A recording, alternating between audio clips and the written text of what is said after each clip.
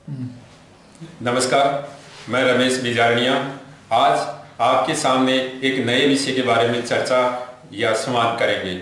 वो विषय है धरण, यानी धरण के विषय के बारे में आज हम आपको समझाएंगे और इसके विषय के बारे में आज सारे मैं मेरे विचार और मेरी भावनाएं आपके साथ साझा करूंगा। तो दोस्तों, धरण को आज का मॉडर्न साइंस बिल्कुल नहीं मानता है।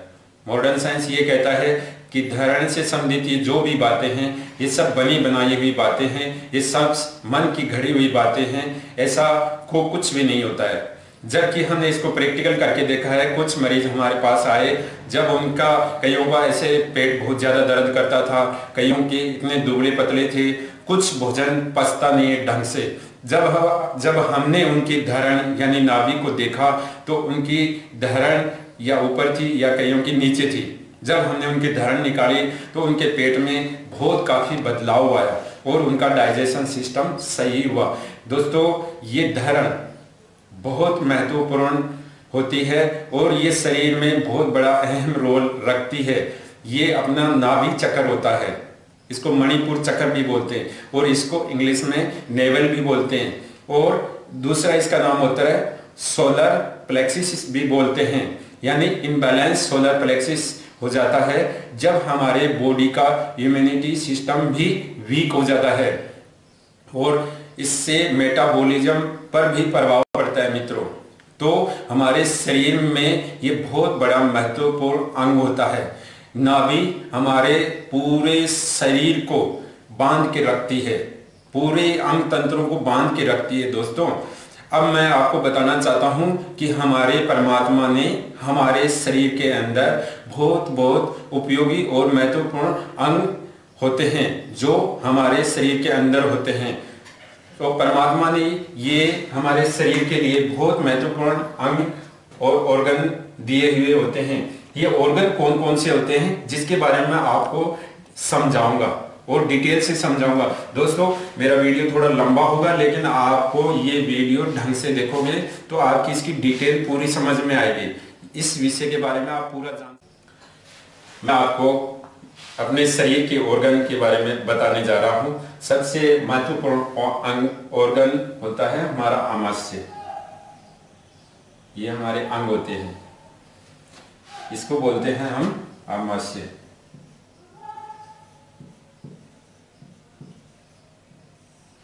आमाशय के ठीक ऊपर होता है स्प्लीन।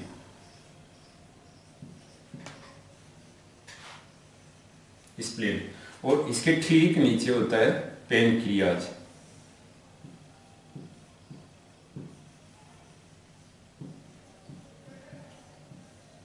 ये आमाशय से सारे रिलेटेड ऑर्गन हो गए।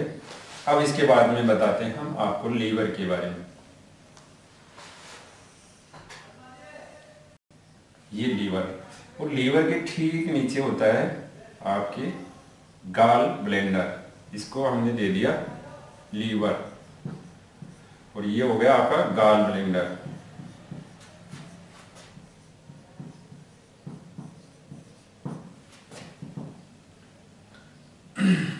इसके बाद में आता है आपका यहाँ किडनी, और दूसरी किडनी होती है यहाँ आमाशय के नीचे।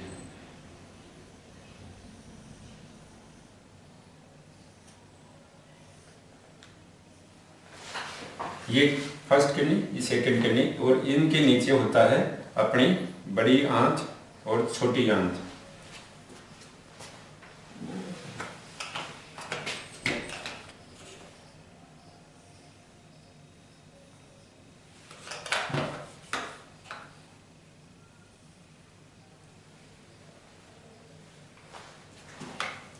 और यहाँ आपको दिखा देते हैं हमारी बड़ी आंत।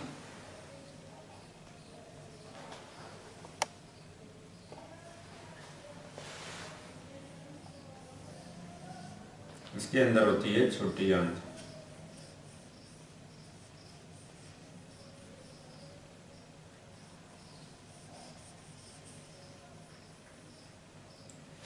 ये हो गई आपकी बड़ी आंत और ये हो गई आपकी छोटी आंत।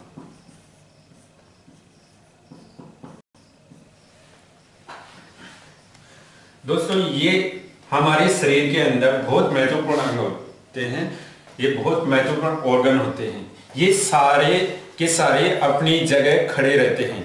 और ये कैसे खड़े रहते हैं इसके बारे में हम बताते हैं। ये सारे ऑर्गन्स मसल से बाइंड होते हैं, यानी मसल से बंधे हुए होते हैं।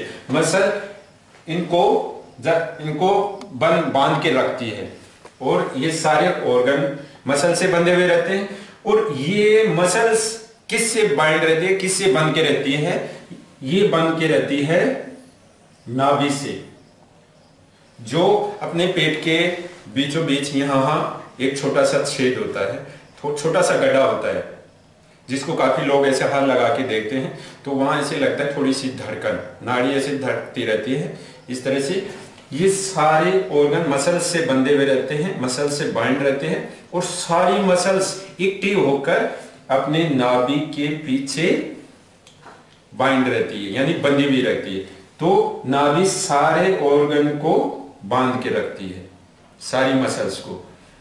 इसका मैं आपको एग्जांपल बताता हूं। जैसे आपने गुब्बारे वाले को देखा होगा, गुब्बारे वाले गुब्बारा फुलाता जाता है और उनको कई हाथ में पकड़ के रखते हैं और कई गैस सिलेंडर की ऐसे खुंटी होती है, उसके बांध के जाता है, बांधता जाता है, बांधता जाता है, फुलाता जाता है, बांधता जाता है। तो कई गुब्बारे ऊपर होते हैं, कई नीचे होते हैं, लेकिन वो खुंटी से जिससे डिटेक्ट रहते हैं, बंधे हुए रहते हैं, चाहे ऊपर हो चाहे नीचे हो। लेकिन वो सारे कंट्रोल किसके रहते हैं? खुंटी के कंट्रोल में रहते हैं। कोई ऐसा नहीं है कि उड़ के चला जाए, लेकिन वो सारे उससे बंधे हुए रहते हैं। तो इसी तरह से ये सारे जो ऑर्गन हैं हमारे शरीर के, ये सारे नाभि से बंधे हुए रहते हैं। अगर आप कोई ऐसा कार्य कर बैठते हो जिससे कोई भी ऑर्गन शरीर का अंग डिस्टर्ब हो जाता है तो पूरे शरीर का अंग तंत्र डिस्टर्ब हो जाता है। इसलिए ये नाभि का भाग होता है, ये सबसे महत्वपूर्ण होता है। अब आपको हम बताते हैं कि धरण, दोस्तों ये धरण या ऊपर चली जाती है या नीचे चली जाती है या लेफ्ट या राइट, किसी भी तरफ चली जाती है। तो इसके अलग अलग लक्षण है और अलग अलग ही उपचार है।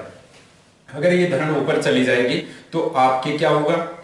आपके एसिडिटी की समस्या हो जाएगी और कब्ज की समस्या हो जाएगी। अगर ये धरण नीचे चली जाएगी तो आपके दस्त लगने लग जाएंगे। जैसे आप खाना खाओगे तो आपकी प्रेशर बढ़ेगा। तो ये इसके लक्षण होते हैं। और ऊपर चली जाए धरण, नीचे चली जाए, इसके योगासन और इसके उपचार अलग होते हैं। अगर धरण लेफ्ट और राइट चली जाए उसके लक्षण और उसके उपचार अलग होते हैं। अगर धरण नीचे चली जाए और ऊपर चली जाए तो उसके लक्षण अलग होते हैं। अगर धरण नीचे चली जाती है तो व्यक्ति, इंसान दुबला पतला हो जाता है और ये धरण ऊपर चली जाए तो मोटापा आ जाता है, इंसान मोटा होने लग जाता है। तो ये इसके लक्षण और इसके उपचार होते हैं। और ये धरण के क्या कारण होते हैं, इसके पीछे क्या वजह होती है? इसके पीछे ये होता है कि आपने बचपन में कोई आपने एक्सरसाइज नहीं की हुई होगी या आपने कोई वॉकिंग नहीं की होगी। आपकी बचपन की जो जीवन शैली है वो निष्क्रिय रही होगी। आजकल बच्चे हम देखते हैं लैपटॉप पर, कंप्यूटर पर गेम खेलते रहते हैं या कोई काम करते रहते हैं या फिर बेड पर बैठकर सोते सोते खाते रहते हैं, बैठे बैठे खाते रहते हैं और फिर सो जाते हैं। तो ऐसी निष्क्रिय जीवन शैली के कारण ये समस्याएं आती है। अगर जिस इंसान की बचपन से लेकर जवानी तक जो भी निष्क्रिय जीवन शैली रही है वो इंसान की ये धरण की समस्याएं ज्यादा आएगी। आप देखते नहीं हो कि जैसे आपने कोई वजन उठाया, एक हाथ से वजन उठा लिया तो आपके धरण जाने की संभावना रहेगी। या कुछ महिलाएं हम देखते हैं कि वो खाली पेट कोई भी वजन उठा लेती है तो उससे भी उनकी धरण चली जाती है। तो आपको खाली पेट वजन नहीं उठाना चाहिए। अगर कोई भी व्यक्ति वजन उठाता है तो अगर वो हमेशा योगासन कोई एक्सरसाइज करता है तो उसके अचानक वो समस्या नहीं आती है। अगर जो महिलाएं अगर बिल्कुल ही योगासन और कोई एक्सरसाइज नहीं करती है, अगर वो कोई वजन उठा ले तो उनके धरण पड़ने की संभावना रहती है। तो दोस्तों धरण को हम डिगना भी बोल देते हैं, धरण को खिसकना भी बोल देते हैं, धरण को टलना भी बोल देते हैं। ये धरण के अलग अलग नाम होते हैं। तो और इसके अलग अलग उपचार भी होते हैं और इसके अलग अलग लक्षण होते हैं। तो आज हमने आपको ये समझाया कि हमारे शरीर में ये ऑर्गन कैसे खड़े रहते हैं, कैसे टिके रहते हैं, तो इसके बारे में हमने आपको समझाया। अब हम आपको समझाते हैं कि धरण जो आपकी निष्क्रिय जीवन शैली का एक अहम रोल होता है, और हम ज्यादातर ये महिलाओं में देखते हैं, पुरुषों में कम होती है।